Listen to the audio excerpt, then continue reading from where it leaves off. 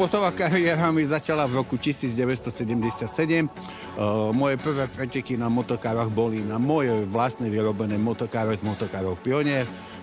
Zúčastnil som sa na nich v majstrovstve Slovenska v Sabinovách, kde som úspešne skončil tretí. Môj sen bol jazdiť stále majstrovstvá Československej socialistickej republiky. Aj ten sen sa mi splnil, lebo v roku 1998 som si vyjazdil.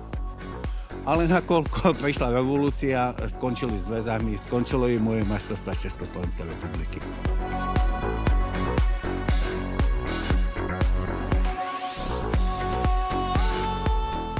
Už mám problém sa do toho zmestiť. Trošku som pribral, ale vymeniem sedadlo a dúfam, že situácia dovolí na budúcu sezónu aspoň 1-2 preteky na Slovensku absolvovať.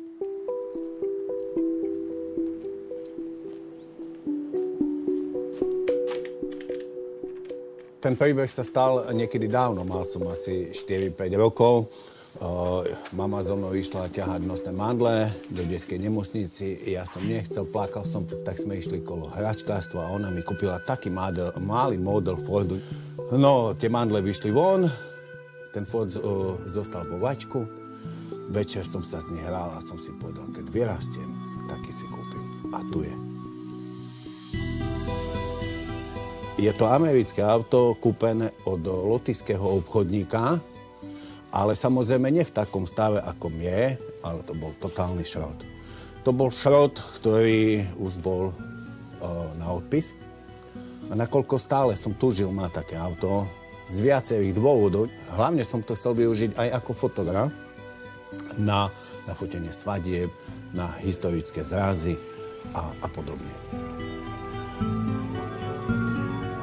Každá jedna súčiastka a niekoľkokrát, niektorá mi prešla 10-krát, niektorá 20-krát, niektorá mi skočila i do oka, keď som brúsil, leštil alebo ma trafila. Takže každá jedna súčiastka je tu niekoľkonásobne chytená do ruk. 5 rokov tvrdej práce, ale musím podotknúť to, že to nebolo cez deň, že to nebolo cez pracovný deň, že to bolo hlavne v noci. O 8 som si kúril do piecky a do 1, do 2 som pracoval na aute. Dnes, keď na neho pozriem, sú to úžasné pocity. Ja pred spaním ho prídem pohľadkať, popozerať na neho, lebo je súčasť našej rodiny. To auto, okrem špecializácie, že dajme tomu, že má sklenenú podlahu, je pomedené. Použil som tu aj 2-krát klaxón, jeden elektrický, ktorý mi momentálne teraz nejde, ale keď na ulici mi teraz zatrúbiť na chodca, tak použijem mechanicky.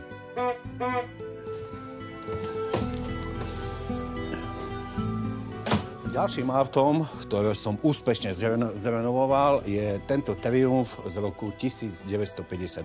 Je to Triumph T3A Sport. Keď som niekedy pretekal, tá vášeň zostala vo mne. O tom Willise, keď sme rozprávali, to je auto na reprezentáciu, to je auto na ukazovanie, ale tu je vietor vo vlasoch, tu to veje a to auto je športové, má športového ducha, má športový zvuk, krásne sa v ňom vozí. Od poslednej renovácii som zrobil pomaly 1000 kilometrov s ním po prešovských cestách. Najväčšie pasiou je, keď je vonku 30 stupňov, strechu nemá a vietor vo vlasoch.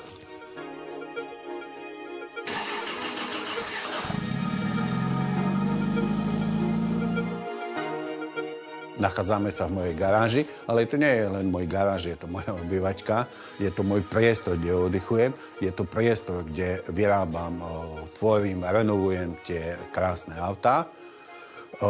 Aj dotyčného Willisa, ktoré sme mali možnosť vidieť, som tu trávil na ňom 4,5, 5 rokov. To všetko, čo tu vidíte, potrebujem ku svojej renovácii aut, tak jak sústruh, tak jak rôzne brúsky, leštičky a rôzne veci, zváračka, COčka, mám zváračku na hliník, mám zváračku na meď, na mosa, cinujem. Lebo najradšej si tieto veci robím sám, lebo si ich zrobím tak, ako sám chcem.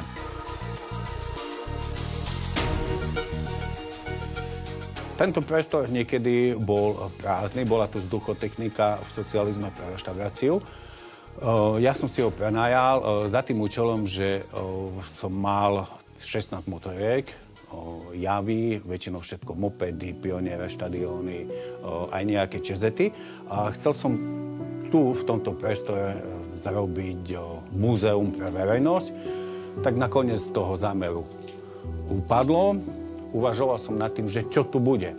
Nakoľko sme robili aj my fotografie, aj veľké fotografie, aj malé fotografie a bol dosť veľký problém s atypickými fotografiami zaramovať.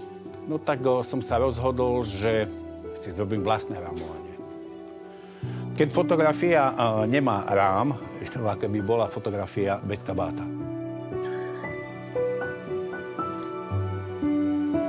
Čo bude za 10 rokov? V prvom rade človek musí byť zdravý.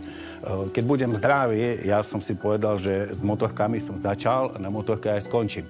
Pokiaľ sa zmestím do motokáry, dovtedy pôjdem na motokáru. A pokiaľ mi nevystačí dôchodok a budem nútený pracovať ďalej, tak budem ramovať obrazy ďalej. Aspoň niečo tu zanechám, lebo za tých 25 rokov som zaramoval dosť veľa obrazov a visí to možno, že v každej 30. rodine moje dielo, moje rámy.